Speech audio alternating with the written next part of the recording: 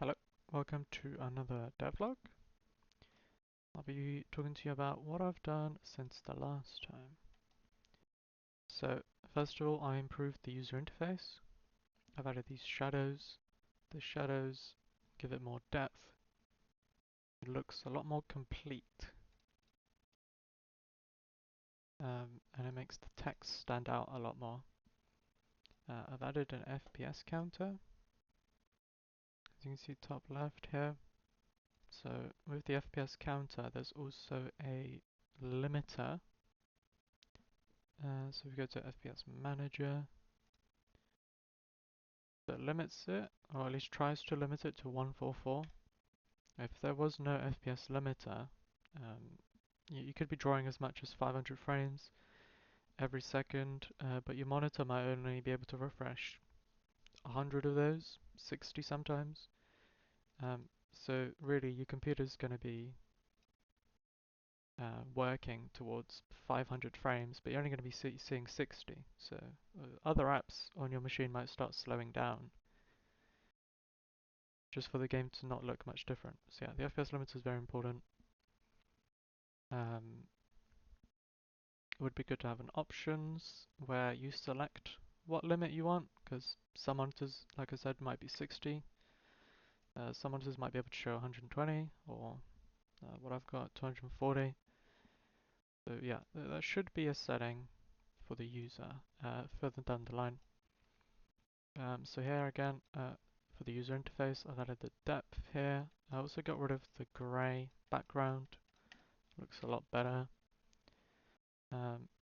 I improved this kind of mechanic for opening the crates.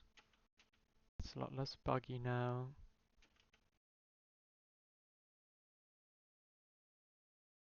So yeah, I've improved this mastery page. So before it just said mastery, bronze, silver, gold. Someone who's new wouldn't be able to tell what's going on at all. So now that I've written mastery missions and bronze paint, silver paint, gold paint, that will be a lot clearer to the player on what that might mean once they go to the garage and see the paint section, that there is a bronze, silver, gold section down below. So yeah, that's that. Again, I got rid of the grey backgrounds here.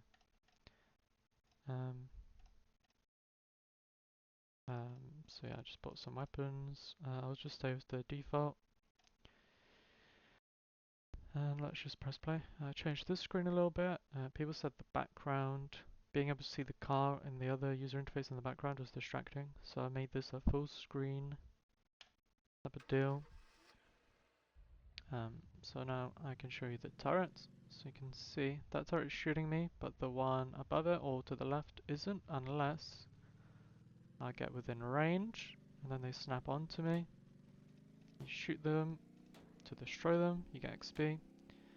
And yeah, they'll keep shooting you until you get out of the range. I've improved the drifting mechanic, which I'll show you in a bit. I've also added an unflip button. So you press F, your car is unflipped. Again, you can see at the bottom it says level 0 rookie. So if I level up real quick, I'm still rookie, and if I level up some more,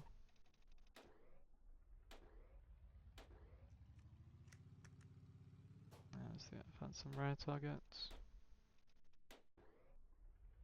And there. The rare target there. Really difficult to hit.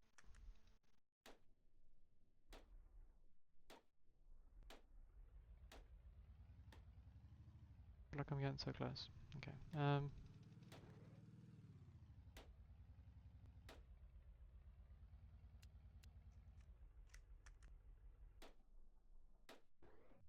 There we go. So I leveled up to level 2 and it says sharpshooter. And then there's a new color. So every few levels you get new like names and colors for your level. So the last one is Ultimate Gunman and it's in red. Something that's quite fitting. That's not meant to happen, but I think it's kind of fun. So it happens every so often. I think I'm happy to keep it. So now, if I go to garage and get a better weapon, just open a couple crates. So right now I was just adding crates with keyboard input, but that's only in the test build.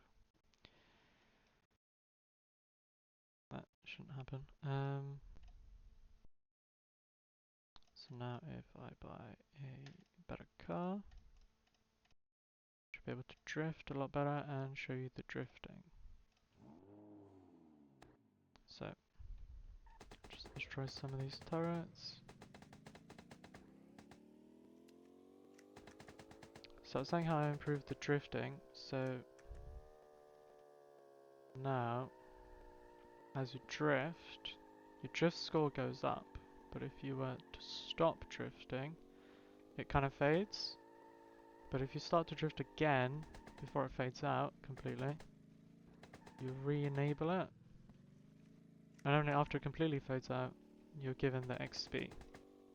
So this helps because it allows you to chain your drifts. Before, if you just stopped any drift, it would stop completely.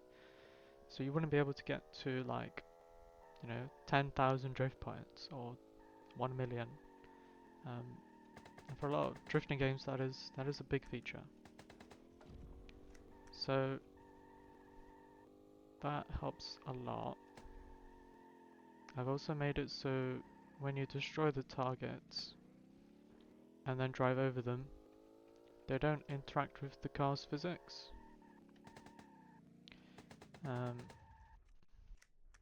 This used to make the car kind of flip, and just it was not a good mechanic.